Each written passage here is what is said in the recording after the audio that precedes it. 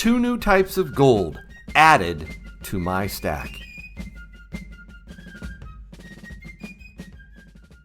Hey everyone, thanks for watching Yankee Stacking. In today's video, I'm going to talk about 2 types of gold that you might not think of when stacking gold. Gold bullion coins are my very first choice for stacking gold, and I don't see either of these 2 options taking their place, but they are definitely becoming more interesting to me. The first is 24 karat gold jewelry. Now hear me out on this one. The reason this type of gold even came up is because Mrs. Yankee asked me about it last week after my last gold bullion coin purchase, this one right here. It's a beautiful elephant. She said, honey, do they make 24 karat gold, 4/9 fine gold rings or earrings? Now, to be fair, she really didn't know. Most of what she has is 14 karat gold. And frankly, she doesn't have much gold jewelry at all. I think maybe 3 or 4 pairs of gold earrings, and of course her wedding and engagement rings. But that's it. She doesn't wear anything on her right hand. She's just not very big into jewelry. She's super frugal. Don't get me wrong, I am super grateful that she is a frugal spouse. However, I really think that last 24 karat gold purchase made her wonder. And, Christmas is coming too. So I checked into it on SD Bullion's website and found their jewelry section. I didn't see it at the top of their page, but I did find it under gold SD 24K gold jewelry. Note to SD Bullion. You might want to put that a little higher up and make it easier to find. But anyways, I found it, and this one right here stood out. She doesn't do bracelets that much or even necklaces, but I think she'd love this handcrafted ring made from pure 4/9 fine gold. And I'd love to surprise her with it. So don't tell her, okay?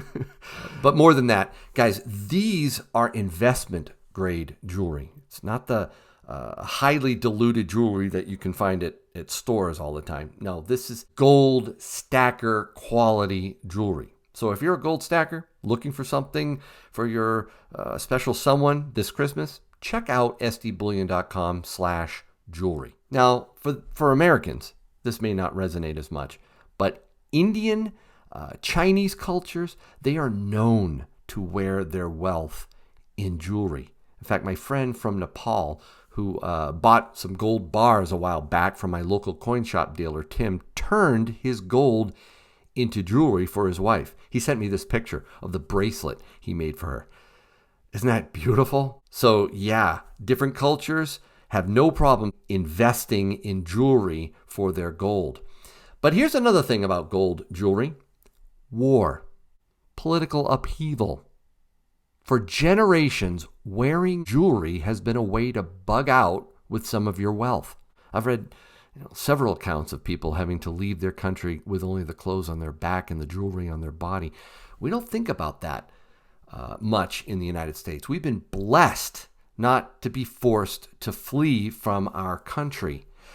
But I believe it's possible that the U.S. government could get so out of control that we might beg to get out with some of our wealth. I sure hope not, but it's possible. In fact, right now, personal jewelry is regarded as a personal effect, and it doesn't fall into the import category. So when you're traveling, you don't have to pay duty on the jewelry that you're wearing.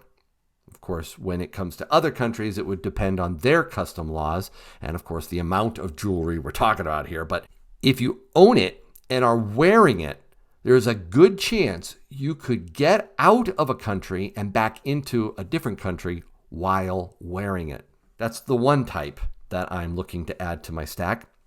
And you can let me know what your thoughts on that are in the comments below. But the second type of gold I'm adding to my stack is a little bit more traditional than gold jewelry, but it's foreign sovereign gold. Again, just like the gold jewelry, this is not going to be a significant portion of my stack, but I'm beginning to like it a little more. In fact, I picked up this little guy. It is the Austrian gold ducat. In fact, I'm going to zoom in a little bit here. Wow, look at that. They come in 1 ducat and 4 ducat varieties, but this one is the 1 ducat. It's a European coin that was once made in both silver and gold, dating all the way back to, I think, 1140. So it has an incredible history here. They were known as trade coins because of their use in large transactions between neighboring countries. Austria started minting them back in 1612, and the last regular issue was in 1914 when World War I brought the end of Europe's gold standard. So this one is dated 1915. You can see that at the top there. And all ducats that have that date, 1915, are restrikes. But oh my goodness, this design is gorgeous. I mean, you've got the funky bearded Emperor Franz Joseph I of the Austro-Hungarian Empire on the obverse here. But the reverse is what I absolutely love. I mean, this thing is lit. It features the coat of arms of Austria superimposed upon a crowned double-headed imperial eagle. And I am a sucker for regal coin designs. These are just absolutely stunning and are in uncirculated condition. It contains 0.1106 troy ounces of actual gold content. So just over what's in a 1/10 ounce gold eagle. So 1/10 gold eagle here, and the 0.1106 troy ounce ducat. Its bigger 22 millimeter diameter is due largely because it is wafer thin. In fact, I don't even think I showed you that. Look how thin that coin is. Man. But I think it makes it so much nicer to appreciate the details of the coin. And I've looked at the larger ones too, the 4 ducat, but I decided to get this little guy because I think it's a great choice. It's 0.986% gold. So that's another reason it looks so stunning compared to, a 22 karat gold coin like the Eagle. It's also less expensive than US fractional gold, like the traditional gold Eagle or even the Canadian gold maple leaf. In recent past, you could get these for just over spot. However, in the last couple of years, it's become more challenging to find these coins. And yes, the premiums, like everything else, have crept up some. Now, to be fair, there are a couple cons with that coin. It's not as recognizable, at least here in the States. And, recognizability is really important to me. The gold amount is also difficult to calculate. I mean, we're talking 3.49 grams. And yeah, that can make it a bit more of a challenge to determine if you're getting a good deal. But here's the rule of thumb. Just multiply the spot price of a troy ounce of gold by 0.1106, and you'll see what the gold content of the coin should cost. And with that, you can determine the premium percentage over it.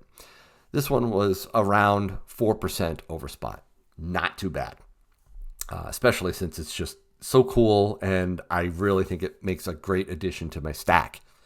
Finally, let's discuss this type of gold in a barter scenario, after an economic collapse, because I'm a prepper stacker. In general, if you're planning on using your gold coins to buy things like food or clothes, supplies, water, whatever, when the apocalypse hits, then buy any kind of gold you can get in the smallest denominations possible at the lowest premium above spot. That's the rule of thumb.